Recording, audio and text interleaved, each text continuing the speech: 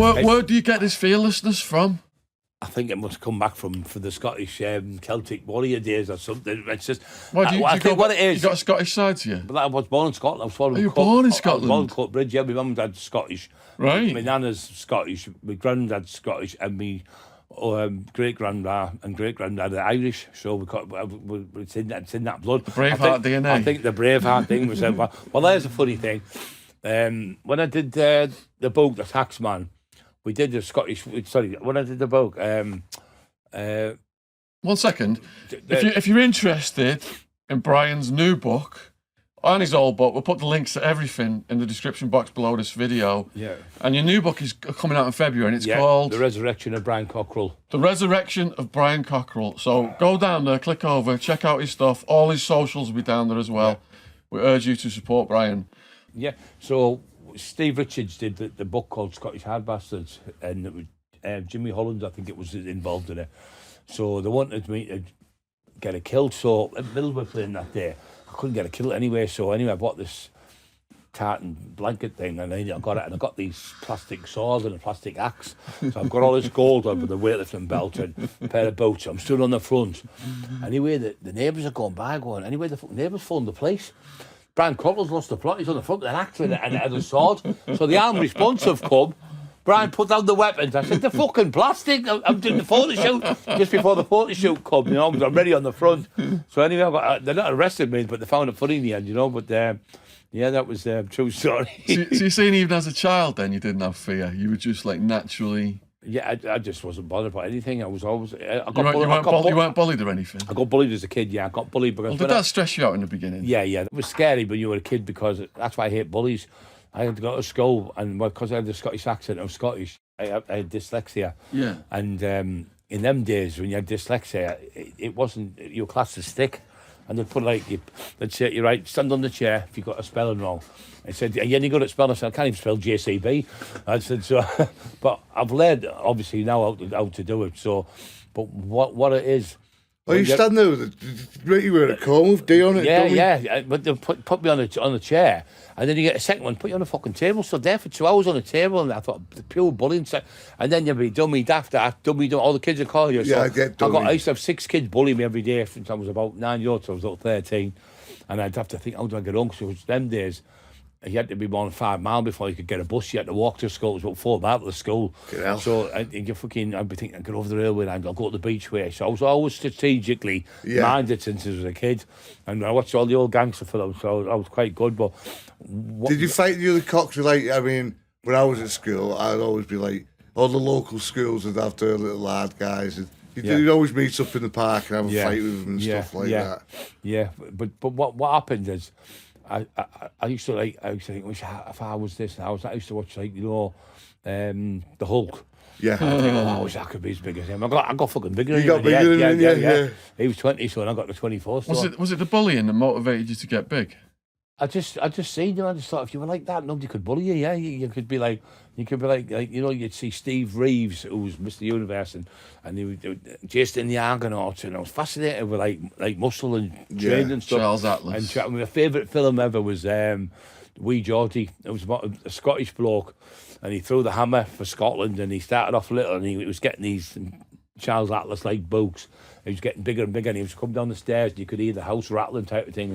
One of my favourite films. And I used to like Samson Delilah when Samson pushed the pillars down. I thought, imagine being like that, the fantasised in your head as a kid. And then my uncle owed my mum a few quid, so he couldn't afford to pay, so he said, "Oh, some weights there." So it was like a piece of carpet on a bench, made like 4x4 piece of wood, bit cut out so you could put the weight on. About £160 in weight, and that's how I started training. I started training the weights when I went to the gym when I was 13, but I started training properly when I was 15. But I didn't have a clue what I was doing. I was just guessing and going to a couple of gyms. Just doing your own thing. And then when I went to Redcar when I was 18, I started training. I trained for 2 years, and I went into Mr. England. I come fifth best junior in Mr. England for 1986. So how big was you at that point? I was 14 stone 7 pound, but I was ripped to the bone. I had a 26-inch waist. And that was no professional training. That was nothing, no steroids or nothing like that. Imagine if you'd been juiced up. Oh yeah, I'd have been up there, but I didn't take any. I started taking. I could bench 500 pound when I was 22-year-old, and I've got videos to prove it and that. But I was into that, and then when I got to about 26, I was doing over 600 pound. I got 630 pound bench press, but I've got it on video as well. Yeah. So you were a powerlifter then? I did the powerlifting. I did 3 bodybuilding shows. Then I started getting into powerlifting because I fancied the weight. I liked to be the strongest in the gym, and I'd be a big head. And I went to every gym and I beat every record. I went to Home House and I did an 850 kilo leg press, and we had 3 lads standing on it with weights, and that's still on the wall. But I did a 2,000 pound leg press in Moore's gym, and I did it with about 30 different people seeing me do it. And when I was doing it, I got the 7 reps. I said, help, they all ran off. I said, I'm only fucking kidding. I got another 4 reps. So I did 11 reps with 2,000 pounds. And that's just ridiculous. I could squat 7 plates front squat. I could do 8.5 plates back squat. But I've got that on video. You'll see that on me. I'm doing a video. I'm doing another book on training later on next year with Jamie, a video. But your big stout legs has helped you in your fights. But when I was a kid, I had legs. Remember Angela Rippon? Yeah. I had legs like that because I used to play football like little. It was big as them things here, little skinny legs. So there's a picture of me. And I'm showing people, say, look, you can't get that big. You can't. Well, how come I did? I was 11 stone. I had 11-inch arms, and I got 23-inch arms, and I got the 23 stone 10 pound. But you see the lads nowadays in prison, they all work out, but they forget about the bottom half. They just do the top half. Well, what it is, so they're like that, and they've got little legs, and they still get knocked out. You know what I mean? What it is, if you've got a house, what do you need? A big foundation, don't you? Yeah. So if you haven't got them foundations, you're going to go down. That's why I say they like the Prince Nazeems and Tyson and people like the big legs can take the big punches as well. I had a 23-inch neck as well, 23-inch arms. So wow. But how many prison years have you done? I have done loads and loads of prison years. I've done more like on remand. I got the 30 months. I did 10 weeks. I did another 10 weeks and did a couple of 2 weeks. That's all I've done in jail, really. Could you maintain your workout discipline in those places? Yeah, well, I was in there, but every prison I went in, I broke every record. It was in them prisons. So there's always weights accessible. Not always, no. When I was in Walton, we were in the on the boxes, you know, you take the boxes, and there was a lad there called Duckdale, horrible fucker. He glassed a copper and he got 10 years for armed robbery, and he was coming in, he was getting the plugger, and they were making a mess of the floor. Anyway, he come in, the lads, Steve on them all going to jump him. I thought, I can't do that, I'll do it myself. Anyway, he come in, and he hit my right hand, he hit me the body shot, and he a little bit of shit come out his ass. He was in the showers. So the lads went out and they got a little plastic bag and they put an air cord in. And Duckdale shit the ass. And he got tortured in the jail, and he went hackling in the end. He went, but the screw, Dickie was the screw who was in there. He was a nice bloke, but I was in there and I was in the kitchens.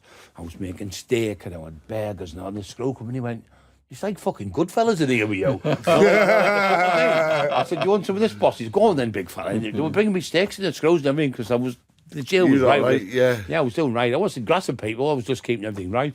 Anyway, with me and Steve Collins, we got all the nonsense. Said, fuck the nonsense, they're not getting the oranges. And we crushed all the oranges. Our hands were killing us, crushing the oranges. Yeah. We had fresh orange juice for a fortnight. See, I'd be making that hooch. Oh, yeah. He was a few people died when I was on that hooch. Oh, yeah. It can get you. In America, it's easy to make because it's like 100 odd degrees inside. Right. And where we put it up on, you lift the things off. Yeah. You put it in the seal. It's like 130 degrees. So it's almost 50 degrees in the UK temperature scale. It ferments a lot better. Right. So all that crap what you drink in here, like you put your piece of bread and all that for your yeast. Yeah. Over there, you're getting proper yeast, and it ferments, so all the stuff drops to the bottom. You don't touch that crap. Right.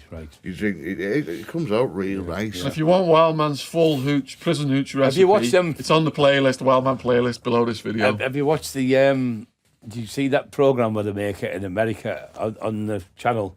I've got one out now. Have you? All right. Yeah. I've watched them where they're digging holes and hiding it and stills and that. Yeah.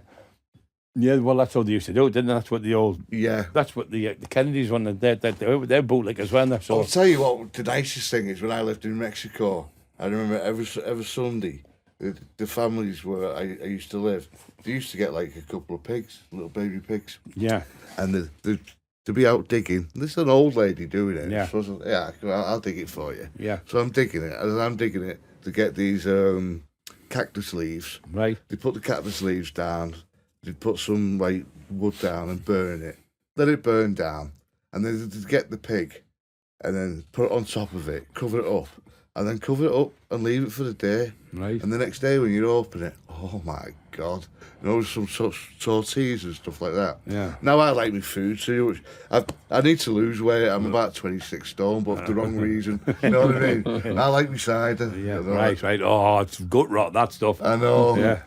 Ooh-ar. That Ooh-ar. stuff. Yeah. Bezels. Yeah. When did you start your fighting training then? Boxing, martial arts, did you do any of that? No, never done any martial arts. Well, I did a little bit with a lad called Bob Cumber. He was a champion, and a few moves with a lad called Brown showed me a few moves. But what it is when you're 20, when I was like 23, 24 stone nearly, and you're benching that type of weight, it's about how good they are at kung fu with that. If they grab you, you just fucking pick them up and throw them around like a rag doll. Yeah. They can't do nothing. And Bob Cumber said he's 12 stone. He said, I can't. He tried to move my arm. They can't move it because it was that strong, you know. I was curling like 140k. Curling can't. I was doing upright 140k. So when you're doing things like that, it's just ridiculous. Well, a kickboxer can kick you, and it's just going to be. It's like eating fucking tree trunks. Yeah, Isn't it doesn't hurt me because, like you say, and you Yeah. grab the leg and they go nowhere. I had a fighter, I had a kickboxer once, and he had a fight with me, I'm the world champion anyway. I fucking knocked him out, and I took his shoes and socks off and threw them on the roof. He had to walk home with no shoes. Yeah, world champion. He had a trophy. He looked well with the trophy laid next to him on the floor. Yeah, but it's a different thing. See, in the street, strength comes into it and skill, and it's all sorts of different things, you know, but your balance and power and speed and all. I remember being on the door a few times. I was on the door with this, when you get like a 50-seater bus of Geordies coming down, and a lot of the Geordies are gobshites and mouthy, and doing this like, do you know what I mean? Like, and anyway, if you can punch me, so he was doing this like that, doing that holding himself. And the lads were going bang, hitting him anyway. He done it to me like that, and I went bang right on the fucking chin, knocked him clean out. They were hitting him on the stomach. But there were 10 lads had to go at him, and as he was doing that, his chin was sticking right out, so I just went bang right on the chin, knocked him out. I said, that fucking hurt though, didn't it? But we had some laughs on the doors, like, but now, you just have to look at somebody, you get arrested, don't you, now? It's just ridiculous. Yeah. I mean, the doorman now have to video the fights and give it to the police. It's completely different. I watched you one on like it's a new doorman place and they're going around in the car. It's mobile doorman, and what they're doing, there's like the old tramps and that are in the doorway. Yeah. Instead of helping them, they're moving them on. Yeah, and they're not even going to go to the next one. And all people on the streets, lived on the streets. It's disgusting, mate. Yeah. We lived in the 21st century and people are starving. And these another thing, like, there's these army lads gone to war. They've been in that. People say to me, who's your heroes? Muhammad Ali, Rocky Marciano, George Best. I said, yeah, the heroes, they're brilliant, don't get me wrong. The real heroes are all servicemen and women who are fighting for us every day of the week. Not every minute they die, every second they could be killed. Well, no, it's the foreigners coming over and they're asking us for money. And they get dole and they get housing automatically. Yeah. And we've got our own people on the streets living from here. Charity begins at home, they say. Yeah. It does. Half of my friends in prison were like ex-Marines and ex-US military because they come back from the wars stressed out. Got nothing to do. Don't get any help from the government. No, that's what I'm trying to say. Go on street drugs, self-medicating for PTSD. That's the same with me, And then they end up in prison. Yeah, and then it's really sad. And the fantastic people who save people's lives, and they're out there driving 2, 3, 10, 20 million pound tanks or whatever. They'll come back in and not even allowed to do that job. Yeah. And on the streets, have the legs blown off and things like that, and they're on the streets having to beg for money. It's disgusting. Terrible.